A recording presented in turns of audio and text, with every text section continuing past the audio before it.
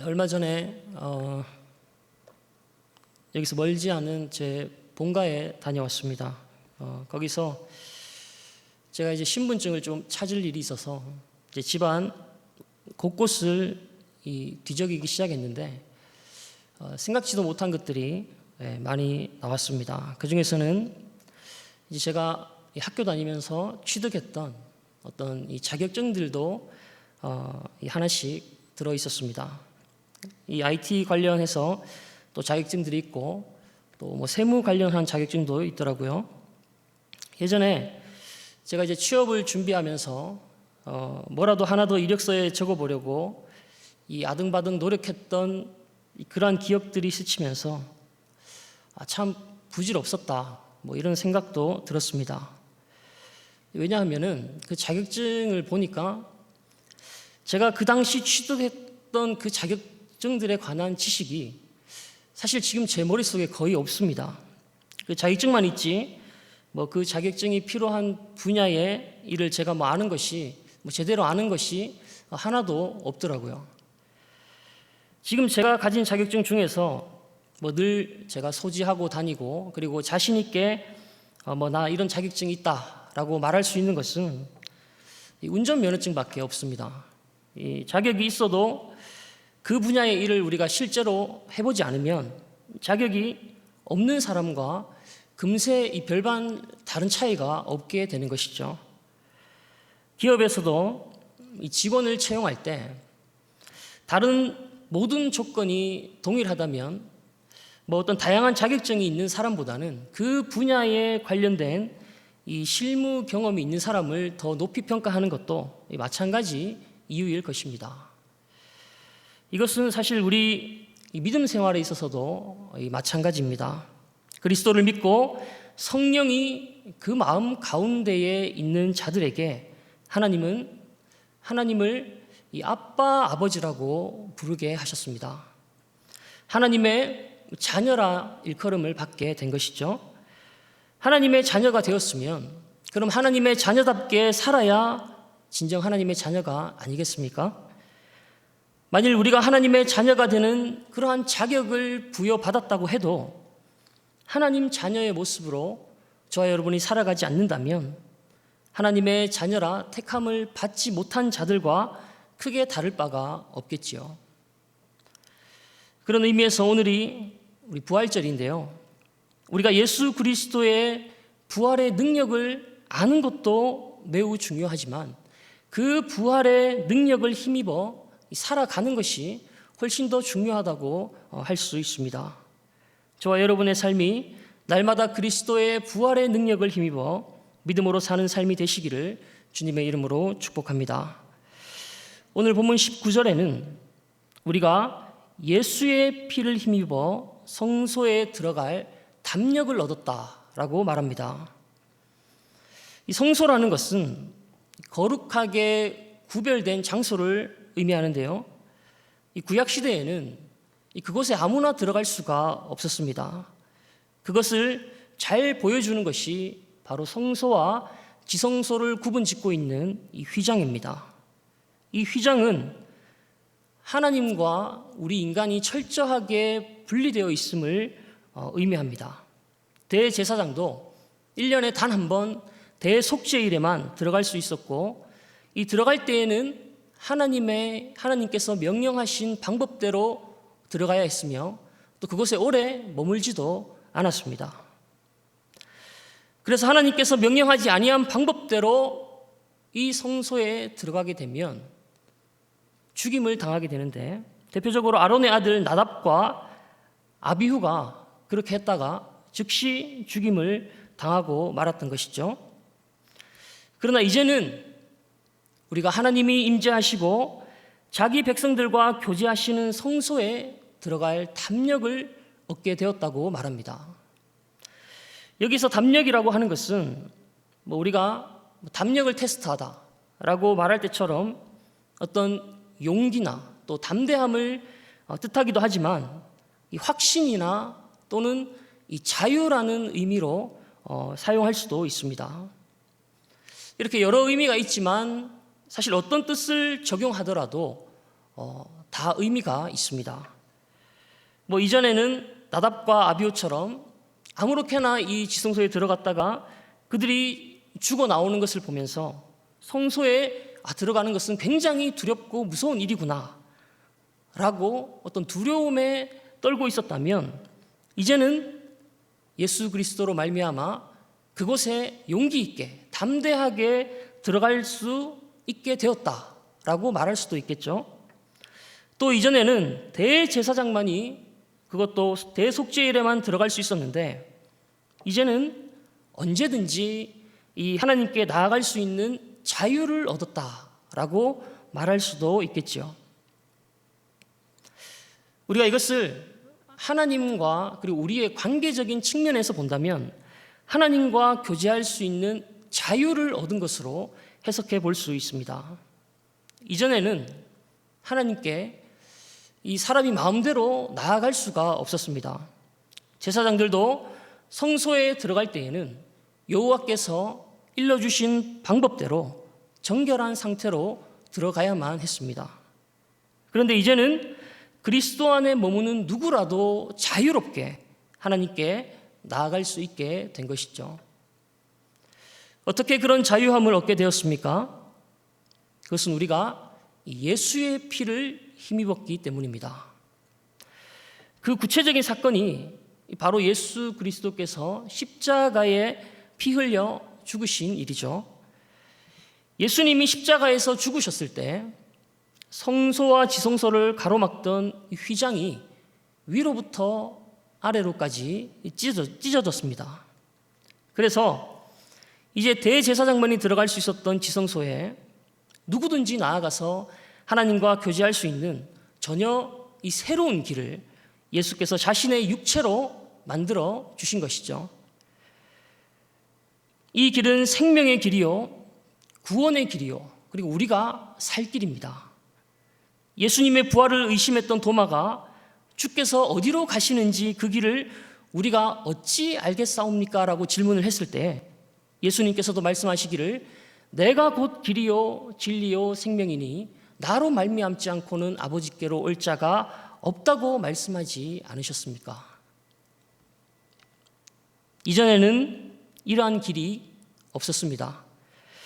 그래서 하나님께서 정하신 제사장을 통해서만 하나님께 나아갈 수 있었지만, 이제는 예수 그리스도를 통해서 누구든지 하나님과 만나서 교제할 수 있는 그런 자유가 저와 여러분에게 주어진 것이죠. 예수 그리스도 외에 다른 중보자는 이제 아무도 없습니다.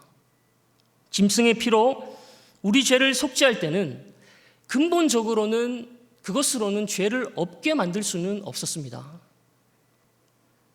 그래서 매년 반복적으로 희생제물을 준비해서 이 제사를 드려야 했습니다.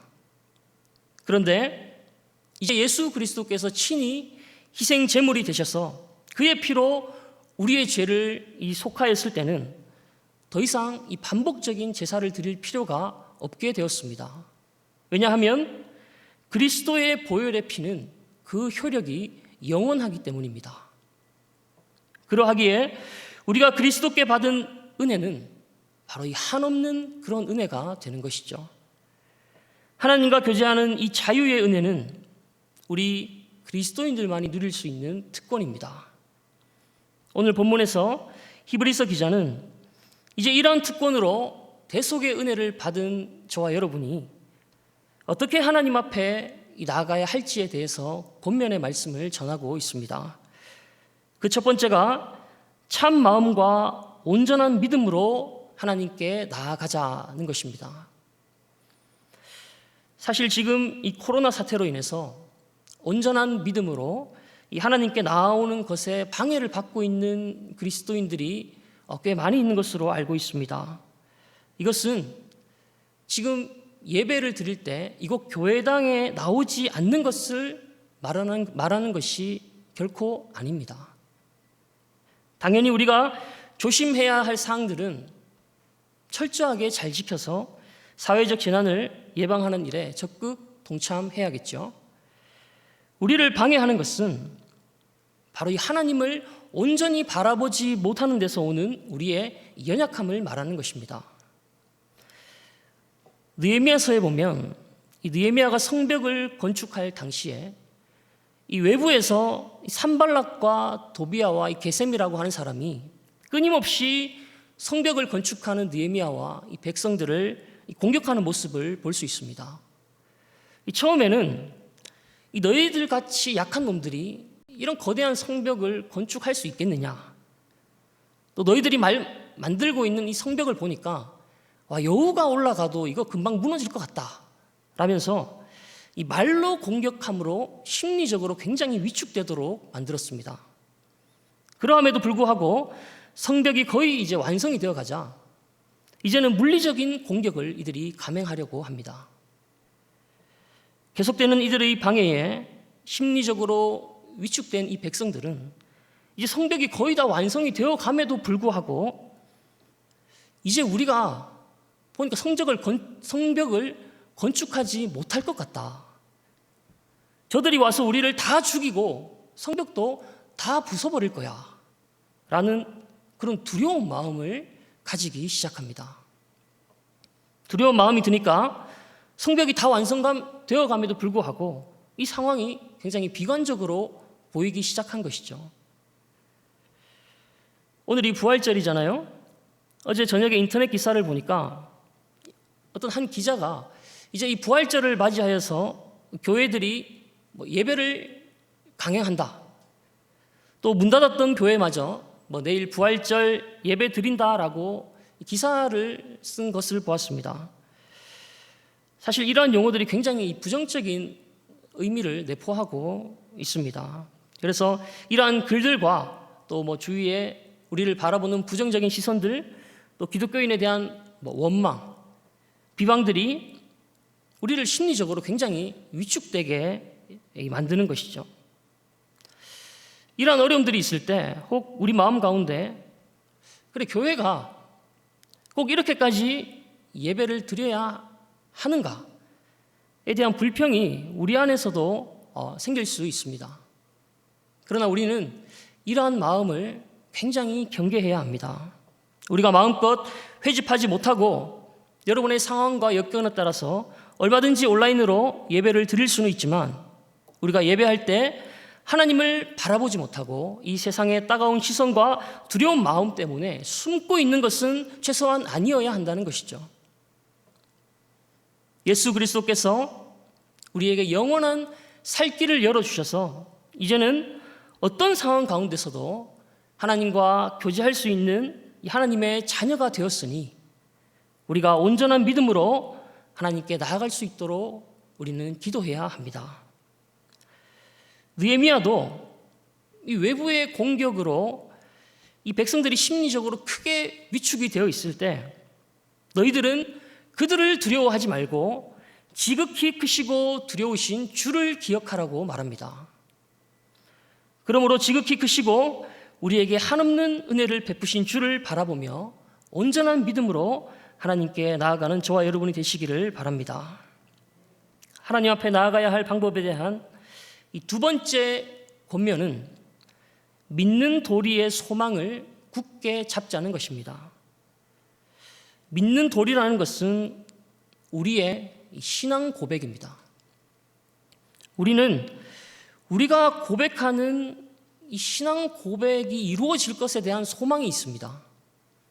사도신경에 대한 내용을 우리가 믿고 그리고 그대로 이것이 이루어지리라는 소망이 있기 때문에 우리가 매주 예배 때마다 이 고백 공동체로 모여서 이 사도신경을 고백하는 것 아닙니까? 세상이 우리를 두렵게 만들고 또 위축되게 만들어도 우리가 함께 고백 공동체로서 같은 신앙을 고백할 때 우리의 신앙은 더욱 견고해지는 것이죠. 그래서 24절에 서로 돌아보아 사랑과 선행을 격려하자는 것은 우리 공동체 한 사람 한 사람이 더욱더 하나님께로 인도되도록 하자는 것입니다. 그래서 때로는 필요하면 너무 좋은 말만 할 것이 아니라 따끔하게 말씀으로 이 충고하고 권면하는 것도 필요하다는 것이죠. 이는 내 유익과 만족이 아니라 바로 이 다른 사람을 향한 이 사랑에서 비롯되는 일들입니다. 그런데 이렇게 하려면 우리가 더욱 모이기를 힘쓰고 또 성도들 가운데 말씀의 교제를 이 풍성히 나눌 수 있어야 할 것입니다. 하나님이 우리를 부르실 때는 먼저는 교회로 우리를 부르신 것입니다. 결코 따로 홀로 독립적으로 우리를 부르지 않았습니다. 그래서 지금 우리의 모이지 못함을 우리는 굉장히 안타까워하면서 하루속히 이 사태가 진전될 수 있도록 함께 기도해야 하는 것이죠. 다행히 지금 조금씩 안정되어 가는 것 같습니다만은 이 기회를 틈타서 우리의 믿음 생활이 주저앉지 않도록 우리는 늘 주의해야 합니다. 교회에서 또 마음껏 모이지 못하더라도 서로 같이 돌아보면서 이 매주 제공되는 이 경건 훈련표를 가지고 또 서로 점검하기도 하고 또 경건 생활에 힘쓰면서 또 화요일 저녁과 그리고 목요일 오전에 우리가 오픈되는 이 제일 아카데미에 등록해서 또 말씀도 배우고 찬송도 배우는 일을 해야 하는 것이죠. 안타깝게도 이번에는 굉장히 빨리 마감이 되었습니다. 제가 예배에 오기 직전에도 명단을 확인해 보니까 이미 예상인 인원을 훨씬 더 웃도는 그런 신청자가 있어서 더 이상 받기는 힘들 것 같습니다만은 혹시라도 갑자기 나 너무나 이걸 배우고 싶다 또 듣고 싶다고 또 목사님께 간절히 매달리면 더 다른 살 길이 또 열리지 않겠습니까? 또 온라인으로 우리가 하는 건 힘들다고 그냥 여러분들이 두 손 두 발 다 놓고 있을 것이 아니라 어떻게든 우리가 말씀으로 살아보려고 힘을 내야 하는 것이죠. 오늘 본문에서는 이 모든 것을 그날이 가까움을 볼수록 더욱 그리하자라고 말합니다. 마지막 날에 우리가 미혹을 받지 않기 위해서는 더욱더 혼자가 되어서는 안 됩니다. 우리가 더욱 공동체 안에 거해야 합니다. 지금도 교회를 너무 오고 싶지만 이 오지 못해서 안타까워 하시는 분들이 많은 줄로 압니다. 우리가 교회에서 마음껏 봉사하고 마음껏 나누고 마음껏 베푸는 것도 그냥 내 마음만 있으면 언제든지 가능할 것 같았는데 지금처럼 정말로 이런 유례 없던 그런 일들이 일어나고 있는 것이 아니겠습니까? 이번 일이 우리의 믿음 생활을 돌아보는 그런 계기가 되었으면 좋겠습니다. 나는 참 마음과 또 온전한 믿음으로 예배의 자리에 나아갔는지 매주 이 고백하는 신앙 고백이 정말 소망을 붙들고 이루어질 것을 확신하며 외치는 나의 신앙 고백인지 나의 열심이 우리의 신앙 공동체의 유익을 위한 그런 열심인지 내 개인의 유익을 위한 것인지를 우리가 진지하게 점검해 볼 수 있기를 바랍니다. 하나님의 자녀라는 자격을 갖추었다면 이제는 그 자녀로서의 면모를 갖추기 위해 훈련도 받고 또 인내의 연단도 거쳐야 할 것입니다. 신부는 하나님의 자녀인데 세상 사람들과 전혀 구별되지 않는 모습이라면 우리의 인생이 굉장히 비참한 인생이 되지 않겠습니까? 그래서 이제 예배가 정상화되고 다시 안정되어서 우리가 교회에서 이 자유롭게 모이게 될 때 우리에게 주어진 이 자유함의 특권, 하나님 앞에 언제든지 나아가서 하나님을 만나고 교제하는 그 자유함을 우리가 마음껏 누리며 이전보다 더욱 하나님 바라보며 단단한 그런 믿음의 공동체로 세워져 가게 되기를 주님의 이름으로 축복합니다.